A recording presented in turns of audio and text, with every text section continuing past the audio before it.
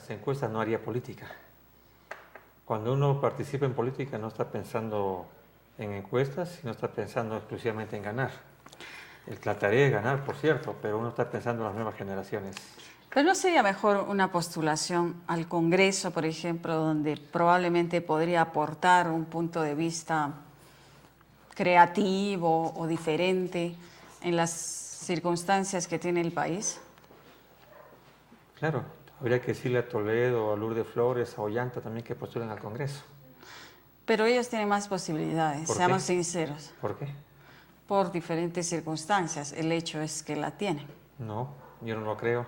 Si tú haces un Hasta Jaime seguimiento... Bailey tiene más preferencia en las encuestas que usted. Las encuestas sí, pero en la realidad, a ver, ¿tú aceptarías que, por ejemplo, la legalización de la droga? Sí, yo sé. Ah, yo no. Con razón, ¿qué vas a votar por Bailey? No, yo no estoy de acuerdo con eso. Entonces, dejemos que la población, en el momento que deposite su voto, decida si va por Bailey o por cualquier otro. Bueno, se lo decía porque en realidad me parece bien remoto que alcance la presidencia de la República. Seguramente será tu deseo. Vamos a ver cuál es el deseo de No, los no es peruanos. mi deseo. No, pero por la forma como lo planteas, da la impresión.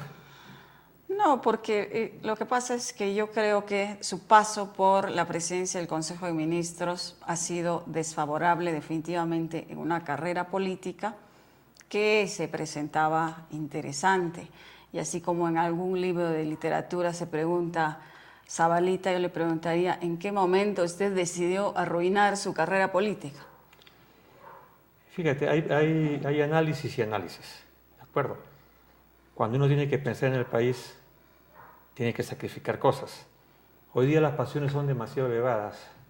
Hay un proceso electoral de por medio, hay sectores que se han olvidado exactamente lo que pasaba en el Perú cuando yo asumí. En efecto, yo era un presidente regional exitoso, el primer gobierno regional sin denuncias por corrupción, con un gasto de presupuesto casi el 90%, Que fue reelegido además. que fui reelegido, y el Perú entró en una crisis terrible, una crisis de denuncias de petroaudios, ¿no es cierto?, de toma de muchos pueblos, Sicuani, en Apurímac, en Andahuaylas, y una propuesta que llegó, decir, déjalo que todo lo que tienes tú, porque el Perú se está hundiendo, porque había problemas incluso de golpe.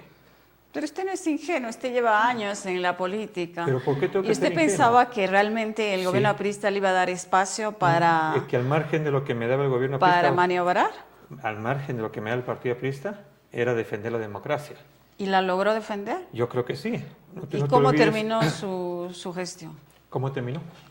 Con el suceso tan lamentable de Bagua. Así es. ¿Y mejoró la democracia entonces? Pero claro, no ¿Cómo? te olvides, pero déjame terminar. Tú me dices cómo terminó mi periodo con el suceso de Bagua. Y la pregunta es, ¿quién es el responsable de Bagua? ¿Quiénes son los culpables de Bagua?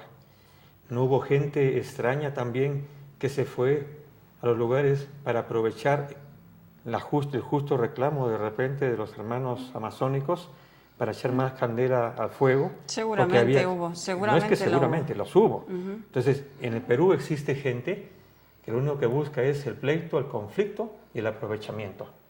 Y yo no me presto a eso, fíjate, porque fácil para mí, yo renunciaba y asumí de repente una conducta que muy pocos todavía la reconocen. No me corrí, me fui al mismo lugar de los hechos y resolví el problema. Entonces, hay miradas diferentes, la tuya y la mía. Sí, pues porque esto no parece una resolución exitosa. Para ti. ¿Qué hubiera usted dicho si en este suceso de Bagua usted hubiera sido el fogoso diputado izquierdista que era de una gestión ministerial o de un presidente de Consejo de Ministros que hubiera estado al frente de este desdichado suceso? ¿Qué hubiera dicho usted? ¿Qué hubiera dicho? Evidentemente de que el Perú tiene una inmensa responsabilidad y tiene una inmensa deuda con el mundo amazónico y con la Amazonía en su conjunto. Deuda que viene desde la época del inicio de la República, donde se fueron entregando territorios a países extranjeros, ¿no es cierto? Y que nunca el Estado ha podido solucionarlo. Y producto de esos desencuentros del Perú, han habido leyes Y han habido gente, unos por querer construir y otros por querer destruir.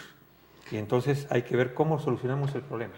Yo creo que usted deberá responsabilizar esas muertes al presidente y al presidente del Consejo de Ministros, como lo hizo en el primer gobierno aprista, ¿o no? Mira, responsabilizado, yo he asumido mi responsabilidad política, pero no culpabilidad.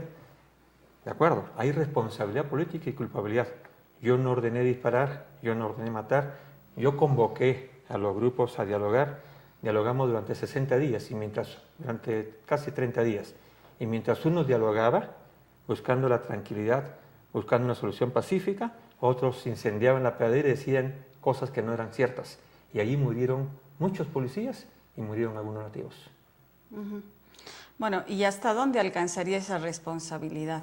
Como para querer repetir, digamos, una gestión gubernamental ya en... Es la responsabilidad que tenemos todos. Solamente los cobardes y los que tienen la conciencia sucia se retiran. Los que tienen la conciencia limpia y los que saben de que al final la historia va a juzgar, siguen adelante. Porque si no, tendrás que hacer un estudio de toda la historia del Perú. Y verás cómo cuando hay presidentes, cuando entran los presidentes, lo critican, lo llevan hasta el infierno y luego un nuevo proceso electoral lo llevan al cielo. Y lo vuelven a elegir. Y lo vuelven a elegir. Sí, ese es. Y entonces no estamos juzgando bien. Bueno, hay quienes creen precisamente que el gobierno o el partido aprista o el gobierno de Alan García le tendió esa especie de celada para sacarlo de la carrera electoral, como parece que efectivamente ha logrado. No me sacó la carrera electoral porque yo sigo en la carrera electoral. Voy a luchar hasta el final en la carrera electoral y si no gano, sigo en la vida política y si alguien me tendió celada, el problema el que tendió, porque yo te lo reitero y lo subrayo, he venido a servir al país y no a servir a un presidente. Bueno, usted como expresidente regional de Lambayeque y ahora que está visitando el Perú y en su periodo de presidente del Consejo de Ministros, ¿qué piensa de la real descentralización o regionalización del país? ¿Se ha avanzado en algo? ¿Este gobierno ha avanzado o nos ha hecho retroceder en ese tema? Mira, el proceso de regionalización no ha habido hasta ahora. Lo que ha habido hasta ahora es un proceso de centralización muy joven, la región muy joven. Tenemos 8 años, vamos a cumplir 8 años de este proceso. Hay países como España, como Francia, como Italia, que han pasado 70 años para poder fortalecerlo. Hemos avanzado en recursos, pero no hemos avanzado en lo fundamental que es la descentralización fiscal. No hemos formado las regiones. Por lo tanto, todavía es una deuda que se tiene y que se tiene que ir construyendo. Y esto no va a ser producto de un gobierno, sino producto de los avances que tengamos en los próximos años y de la conciencia que tomen la clase política provincial incluso. Porque no somos capaces de formar regiones porque no lo deseamos. ¿Qué es lo que sucede? Dice, oiga, vamos a formar una región Arequipa, Moquegua y Tacna. No quieren. Pero no quieren porque entonces no quieren porque simplemente dicen no, y entonces ¿quién va a ser presidente de toda la macrorregión? Un arequipeño no. Los arequipeños un moqueguano no y los otros son un tacneño no. Y ahora con los conflictos de Moquegua y Tegua eran peor. Entonces, lamentablemente, los peruanos estamos mirando el árbol y no miramos el bosque. Tenemos que avanzar en el proceso y espero que tomemos conciencia que así va a ser. El sur y Arequipa están llenos de conflictos sociales. La mayoría de estos conflictos tienen que ver con la oposición de la población a la instalación o operación de industrias extractivas. Hay argumentos que hablan del medio ambiente, de la falta de compromiso real de estas empresas con el desarrollo de la comunidad, y hay enfrentamientos como lo hay en este momento en Arequipa y que casi reproducen, no con las mismas circunstancias, pero lo que ocurrió en Bagua.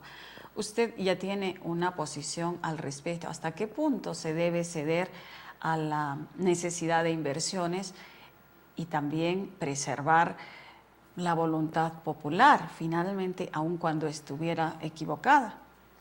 Sí, yo creo que la solución parte de un cambio en la Constitución y una mirada hacia países más desarrollados. Nuestra Constitución y nuestra visión de la propiedad del subsuelo es una visión de la conquista y por lo tanto se ha mantenido durante toda la República injusta totalmente. Yo he planteado aquí en Arequipa, y ha salido publicado en algunos medios de comunicación en la capital, de que estoy proponiendo que el subsuelo sea propiedad de los dueños de las tierras.